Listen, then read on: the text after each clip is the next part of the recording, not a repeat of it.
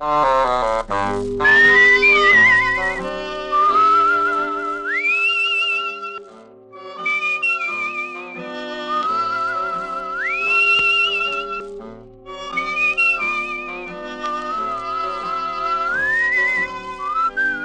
Dick Powell as Richard Diamond, private detective.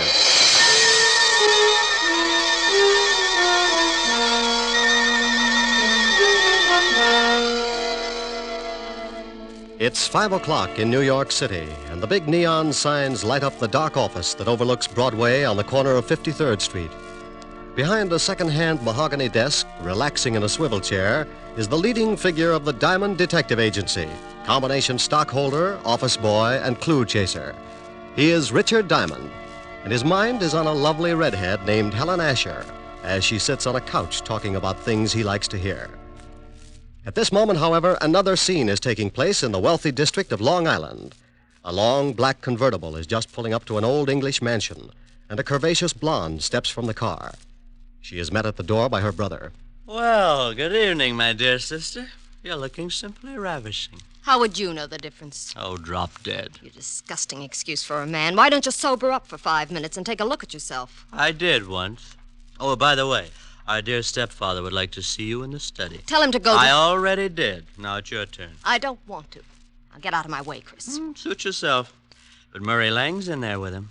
Murray? Did I start your heart going pitty-pat? Oh, shut up. You better go in and protect your money, darling. Bye, jailbird. Sod. I don't care what your plans are. They concern my daughter, and that's enough for me to put a stop to them. You're not going to put a stop to anything. You can't intimidate me, Lang. You're just a cheap, no-good gangster, and your methods are too well known to frighten me. Come in! Oh, hello, Liz. Hello, Murray. I'm glad you're here, Elizabeth. Mr. Lang and I were just discussing your future. I'm surprised you put up with it this long, Murray. Come on, let's leave my dear stepfather until he simmers down. Elizabeth, I want to talk to you. Well, I don't want to talk to you. Let's go, Murray. Listen to what he has to say. Maybe you'll get a laugh out of it. Well, what is it? I've just been talking with Lang about your intention to marry him. I have advised him that if such a thing were to take place, it would result in the most serious of consequences. Is that all? No, that is not all. When you got into your trouble with the police, my dear stepdaughter, you were paroled in my custody. If I should report to the board that you had violated the terms of your probation, you would most certainly go to prison. Why, you... What's the matter? Aren't you satisfied with the salary you collect for taking care of Mother's estate? How dare you, you little Sit snip! down. You look bigger behind a desk. Well, just yell and scream all you want to. After Monday, you better start looking for another source of income. You know very well it's not the money. But your greasy boyfriend here would certainly like to get his hands on it. Look, you, I don't give a hang if you are a midget. I'm not going to stand here and listen to you. Murray. No, baby, I won't take it. I'll wring his scrawny little neck. Go on, lad, go on. It would give me the greatest of pleasure to call the police and have you locked up. I'll fix it so you won't have a head to call anyone with. Murray, leave him alone. Can't you see that's what he wants? Yes, well, Mr. Lang. Come on, Liz, let's get some fresh air. I want to say one more thing. Just remember, Father, my probation expires Monday. After that, you won't control any part of my income, so you better start getting packed. And if I report you to the probation board in the morning? I wouldn't. If you do that, you'll not only stop being my guardian, but you'll stop breathing. Get out. Get out, both of you. Come on, Murray.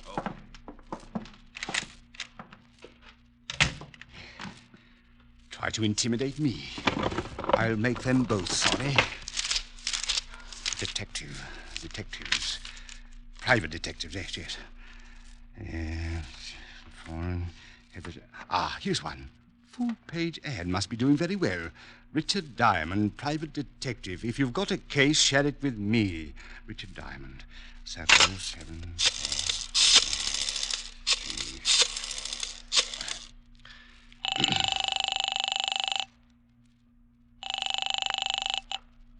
Yeah? Mr. Diamond? That's right. I want to hire you for a few days. Oh, you saw the ad. Well, it just so happens I'm available. I can't tell you much over the phone, too many extensions in the house, but it's about my daughter. I'm afraid she's going to get herself into some serious trouble. Well, how old is she? 20. Tell her to wait a year. My name is Chase, Ralph Chase. I live at 82 Maple Drive, Sands Point. Will you come out this evening? $100 a day and dibs on the icebox. I'll see you about 8. Goodbye, Mr. Diamond. What was that all about, Rick? Oh, got a job, baby. When do you start? Oh, yes, you're right. No, Rick. You can start it in the morning. You can't break another one tonight. Now, come on, Helen, baby. A job's a job. And a date's a date. I won't let you break this one. Your car downstairs? Yes, but I can drive myself home. Please, Rick. You promised you wouldn't break another one. Keys in it? Yeah, look. I want to hire you to protect me for this evening. I've been receiving mysterious phone calls, and I'm in fear of my life. Really? You've got to take the job. Old friends come first. I'll have to get home and shave before I start working. You mean you'll take it? After 12:30. Bye, baby. You beast. Oh, you must be getting tired from driving that big car around all day. Grab a cab, honey. It'll give you some rest. I'll take good care of your car. What? Want $1 for the cab? Huh? No. On second thought, you only live about 25 blocks. Walk will do you good. Rick. Deep breathing all the way up Fifth Avenue. Nothing like it. Bye, baby. Oh!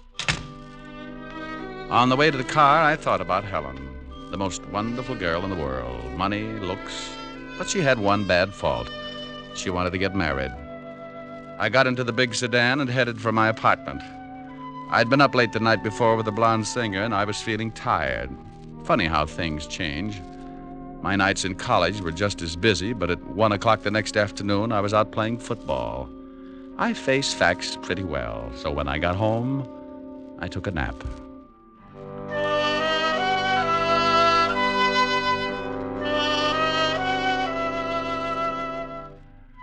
I slept until 7 and got up and dressed. I drove Helen's car out to Long Island, and at 8 o'clock sharp, I was ringing the doorbell of the Chase Mansion. It was a big house, all right. If they built another one like it, Long Island would sink. Well, to someone at me chamber door. My name's Chris. Boo. Blow your booze some other direction. Your breath would wither a lung. My alcoholic exhalations are composed of the finest ingredients. You must have a weak stomach. Look, if you'll just stagger out of the way, I'd like to see Mr. Chase. Dead or alive? What? Nothing. I was just thinking out loud. Well, go right ahead. And after your talk with my stepfather, you can find me in the bar. You'll probably wind up like I am. That's a sweet thought. Where can I find your stepfather? Probably in the library, lying in my money. I left him leaning against the front door, gagging on the fresh air. I wandered down a long hallway and a big sitting room, furnished with enough antiques to make the Metropolitan Museum give up in shame. There was something about the place, a heavy quietness, like a bar of gold in a dark room. The shot had come from up ahead, and I tried a couple of doors before I found the room. Mr. Chase! Mr. Chase! In here! Mr. Chase? Yes. Come in and shut the door. I looked over at Ralph Chase crouching behind a desk. He got up slowly, all 5 feet of him. And I tagged him for a guy who would give $1,000 for every inch you could put on his legs. He looked like he could afford to be a mile high. The tall French windows were open at the back of the room, and you could still smell burning cordite. Someone tried to shoot me from the garden. Yeah, I heard the shot. You must be Diamond. That's right. Don't you think you better shut the French doors and pull the drapes before someone takes another shot? Yes, very good idea. You pull the shade diamond. Hey, you can start earning your money right now. You're a little excited, but I'll start to work. Right. Be careful, he might still be out there. Well, I doubt it. I can't see anyone out here. Oh, he just missed me. You can see where the bullet hit the wall. I jumped and hid behind the desk. Didn't you hear him on the porch? No, he must have stood in the soft grass that surrounds the garden. That's a good 10 feet from the house. You're lucky he didn't move in closer. He probably wouldn't have missed. Got any idea who it was? Of course, it was Murray Lang. Murray Lang? The gambler? Yes, do you know him? Well, I used to be on the force. Set him up 6 years ago on a larceny rap. Then you know what he's like. He was in the house this afternoon. We had an argument and he threatened me. An argument with your daughter? Yes, about my daughter. How'd you know? Well, you told me she was getting herself into trouble. She couldn't have picked a better playmate than Lang to get there with. Father, we heard a shot. Not really. Oh, let's go. He's not dead. My stepchildren, Mr. Diamond. Oh, well, lovely. I'm quite alive, so you can both stop looking so unhappy. Does it show? Come on, sis. Let's find the guy who fired that shot. I want to give him a few pointers. Where's Murray Lang, Miss Chase? Yes, he's the man you want. I'm sure he Don't tried... be absurd. Murray left 3 hours ago. What are you, a cop? Does it show? You're wearing too much cologne. Come on, Chris. Oh, she's nice. That's Elizabeth. The boy's her brother, Chris. I'd hate to draw straws. I married their mother and raised those 2 brats after she died. The courts appointed me executor of the estate. They don't like you handling their money, is that it? Yes. Since they've been old enough to ask for 50 cents to go to a movie, they've condemned me for watching their interests. You said you were worried about your stepdaughter. Tell me about it. I'll make it brief. Hate long explanations. Elizabeth got into some trouble with the police. Hit and run. She had been drinking. The man died. Liz was sentenced to a year in Folsom. But I got her off on probation. Oh, what do you want me to do? Drive around with her and spoil her aim? Monday the probation expires. She says she is then going to marry this hoodlum, Murray Lang. And you don't want that because you think he's after her money? Exactly. When she marries, the will reads that I shall, as executor, turn over half of the estate to Elizabeth. What about Christopher? He looked irresponsible when he was born. His mother left instructions that he should not receive his share until he is 35. That's another 8 years. Well, your stepdaughter's old enough to know what she's doing. I can't see how you can stop her. That's what I want you to do. And if I do, you'd be in a pretty good spot. What do you mean, Mr. Diamond? You continue as executor. I can understand you thinking something like that, but believe me, as much as I dislike my stepchildren, I wish to keep them in line for their late mother's sake. Oh. Well, Mr. Chase, I'll take a look around outside. Maybe I can come up with something that'll point out the would-be killer. If it was Lang, you can stop worrying about Elizabeth. Sing Sing doesn't boast a wedding chapel. I went out through the French doors and started looking around on the soft grass that bordered the garden. I had a fat hunch, so I stopped looking and started wandering. I was halfway through the rose bed when I spotted them. It was Elizabeth and a man. In the darkness, I couldn't make him out, but Murray Lang was my best guess.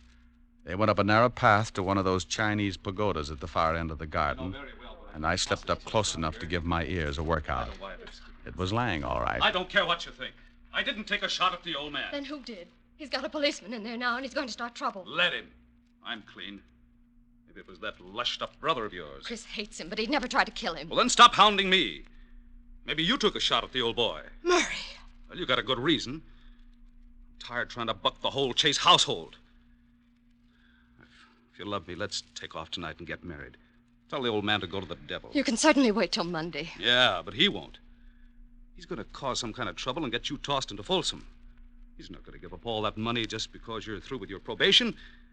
He probably cooked up that shooting just to get the cops here. Murray, what's going to happen to us? Oh, ask your stepfather. He's been doing your thinking for you. I don't have to.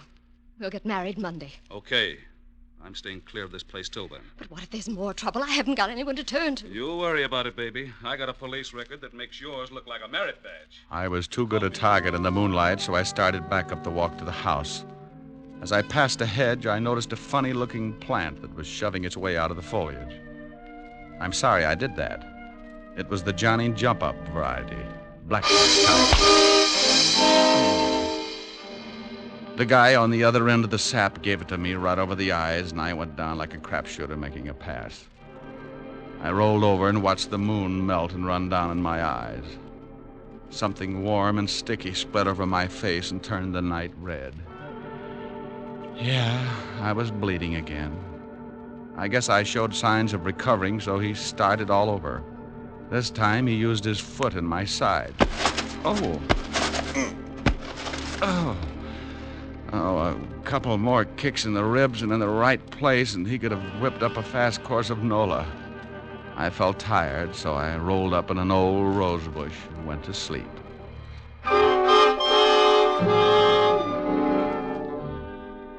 When you finally start coming around, it's like swimming your way out of an acre of mud. If you've taken enough beatings before, you diagnose things in a hurry. The pain in your head is where you got sapped. The ache in your ribs is where he booted you.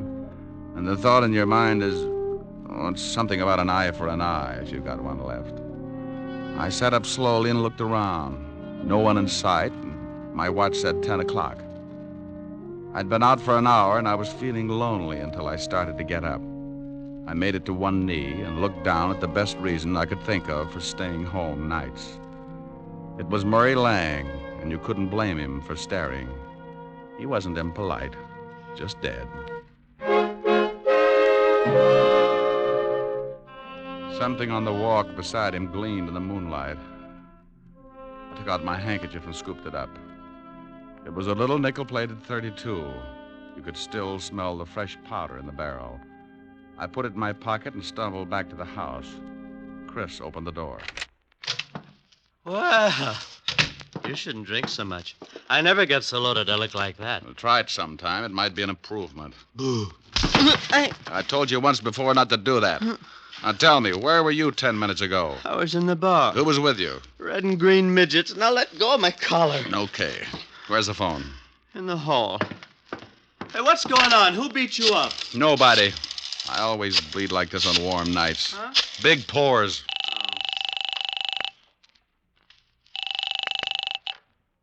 Homicide, Sergeant Otis talking. Who taught you how? Did you sit up nights with a parrot? Oh, very funny. Only one guy could think up a lousy joke like that. What do you want, Diamond? A picture of you. I'm going to show some doctors that mercy killing has its points. Now, let me speak to the lieutenant. Comic. Homicide, Lieutenant Levinson. Hello, Walt. This is Diamond. Oh, wait a minute. Let me get the bicarbonate. What's the matter? I get stomach trouble every time you call. Go ahead. All right. I got a killing for you.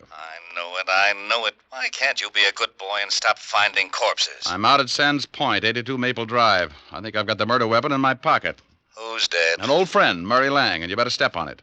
There's a drunk staggering around the place, and he's liable to spot the body and put it in a cold shower to sober it up. Oh, all right. We'll be right out. Hold the fort. So Mr. Lang's dead. You better stop sneaking up on people, Buster. And you'd better stop telling me what to do in my own house, Mr. Diamond. You sobered up pretty quick. I heard what you said about finding the murder weapon. May I see it? No. It stays in my pocket until homicide gets here. Whose gun is it? It's a 40-pound broadsword. Now stop trying to look like a Chicago muscle man, or I'll start slapping there you. you are, Diamond. I've been looking for you. Wait, Scott, what happened to your face? Someone was giving away hints. Chris, did you have something to do with this? Hardly. Mr. Diamond has a decided advantage over me. He has muscles. I'll be in the bar. What's happened?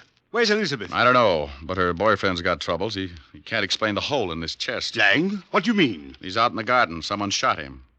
Is he dead? And if he's not, he's trying awful hard.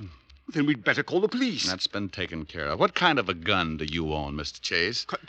You don't think... No, I don't. I just dig around till I come up with something. What kind of a gun do you own? Why, a 45... Now, wait a minute, Diamond. If you've got any ideas about this murder, you'd better wait until the police get here. Now, look, Chase, I've been insulted in your house, had the air let out of my ego by your beautiful stepdaughter, and beat up in your garden. That's a full night's work, and now I'm on my own time. Where can I find Elizabeth? I don't know. She may be up in her room. Oh, where is it? End of the hall, head of the stairs, first door. Thanks. It's beginning to rain. What about Lang's body? Well, if he catches cold, call me. I went down the long hallway to the foot of a massive staircase. The only light was the one burning in the room I just left. I looked over at over my shoulder and saw Mr. Chase framed in its dim glow, watching me. In that moment, I thought who Chase reminded me of. A triangle hat, his hand in his vest, and Napoleon had a twin. I went up the stairs 2 at a time. Yes? Pardon me for barging in, but some guy in the garden just beat all the bashfulness out of me. How dare you? You get out of my room. You better put on something a little warmer, honey. That thing would start a Harry Carey epidemic in Boston. What do you want? Yeah. What did you do after Lang left you in the garden? What? Big ears. I overheard everything you said. I see someone pushed your face around. It's an improvement. Did Murray catch you eavesdropping? Well, if he did, he won't have much time to gloat. What do you mean? If you've done anything to Aren't you Murray... getting ready for bed a little early? I don't know what you want. I don't have to answer any of your ridiculous questions. Now, if you don't turn around and get out of here... What's the matter, baby? The drawer empty? Lose something? No. Maybe this is it. Where did you get that gun? It was lying in the garden beside your boyfriend's body. Beside it. That's it, lover. Now sit down and relax. Is Murray dead? Like Jimmy Fiddler's gossip column. Didn't you hear anything after Murray left you? Oh, no. I was crying and I ran back to the house and came up here. Is there another way back to the house besides the path that Murray took? It's one that leads to those outside doors. I came right to my room. Please leave me alone. This is your gun, isn't it? Yes, but I didn't do it. I didn't. Murray and I were going to be married Monday. Ballistics will probably show it's the one that did the job. You better tell me everything you know. I don't know anything. I didn't shoot Murray. Someone stole my gun from the drawer. Oh, please find out who did it. If they hold me, I'll go to prison anyway. Please, Mr. Diamond, please. It's going to be tough if this is the gun. I'm pretty sure it is. You could still smell the powder when I... The powder. What's the matter, Mr. Diamond? Huh? Oh, nothing. Look, You stay in your room. Maybe I can do you some good. I promise you'll stay here. Sure. I'm not going anyplace. And try and snap out of it.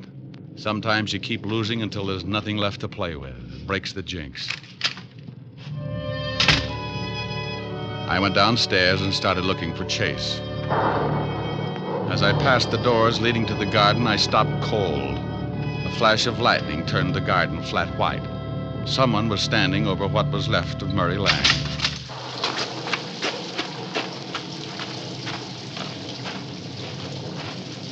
Well, like the view? Oh, Diamond. I was just looking at the body. I talked with your daughter. She says the gun that killed Lang was hers. What? Claims they had an argument, but won't admit she shot him. Oh, no, I can't believe it. Certainly she had no reason.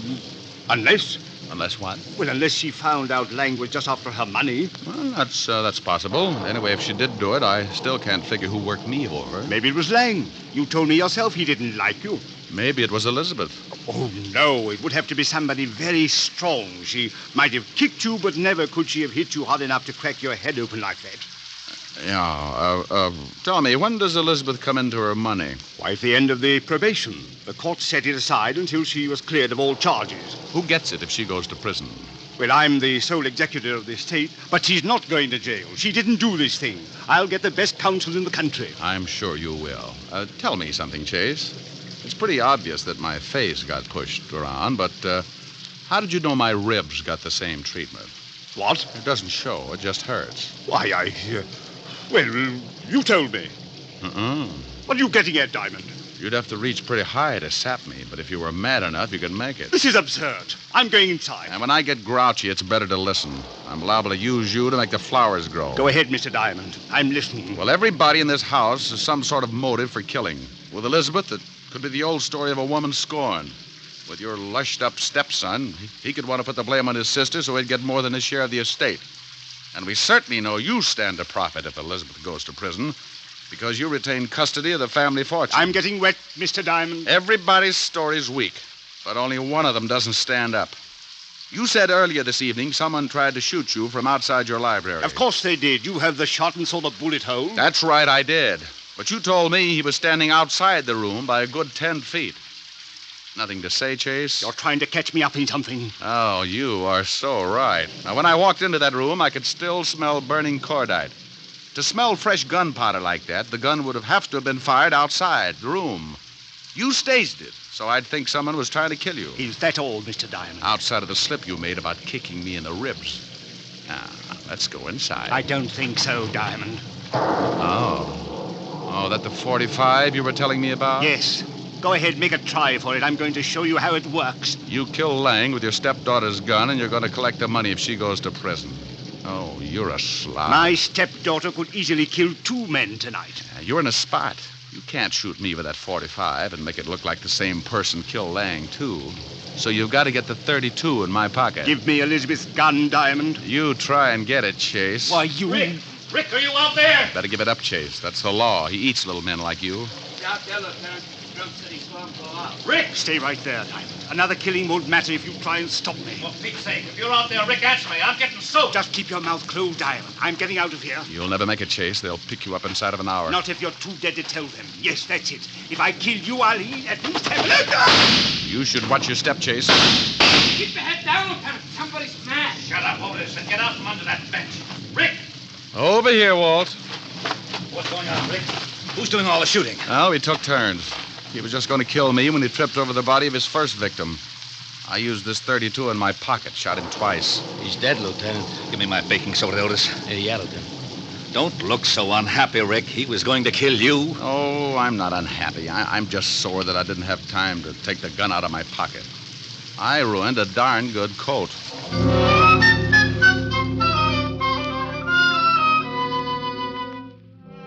The 3 of us went back in the house, and Otis took Christopher up to bed so he could sleep it off. Walt listened to the story as I told it to Elizabeth. She cried a little and thanked me with her eyes. Walt went downstairs to clean things up, and I sat by her bed until she went to sleep. She didn't even wake up when I kissed her goodbye. Oh, I guess it was better that way. I said goodbye to Walt and Otis and headed for 975 Park Avenue. I was late, and my face could use a mile of bandage. I hoped Helen wouldn't mind. Yes? Oh, my goodness. Hello, Francis. Tell Miss Asher I brought a car back. Oh, how bad a wreck was it, sir? Give me a glass with a backbone, will you, Francis? Yes, sir, right away, sir. Miss Asher's in the study. Thank you. Goodness. Thank you. Hi. Well, it's about... Oh, Rick, not again. Mm-hmm. Your poor little face. Yeah, my poor little face. Well, you just stretch out on the couch, and I'll get you a nice tall drink. Francis is already on his way. Feel better? Yeah, oh, yes. Got a pillow? I'll hold your head up. How's this? Mm-hmm. Like some music to go with it? Sure. Turn on the radio. You comfortable? Mm-hmm. How about you? Uh-huh. That music sounds like San Francisco. Remember the top of the mark? Yeah, fun, too. Mind if I turn off the light? The glow from the fire is enough. You're cute. Better? Much. The snow is snowing, the wind is blowing, but I can weather the storm. A little high. What do I care how much it may storm? I've got my love to keep me warm. Mm-hmm. Me. I can't remember a worse December. Just watch those icicles fall. What do I care if icicles fall? I've got my love to keep me warm. I like your singing, too. Thanks. Off with my overcoat, off with my glove. I need no overcoat. I'm burning with love. My heart's on fire. The flame grows higher. So I will weather the storm. Why do I care how much it may storm? I've got my love to keep me warm. That was nice. Hey, why did you turn the radio off? This is nicer. Come here, Rick. Oh, honey. Honey, you're reading my mind. Here's your drink, Mr. Diamond. Oh, my goodness.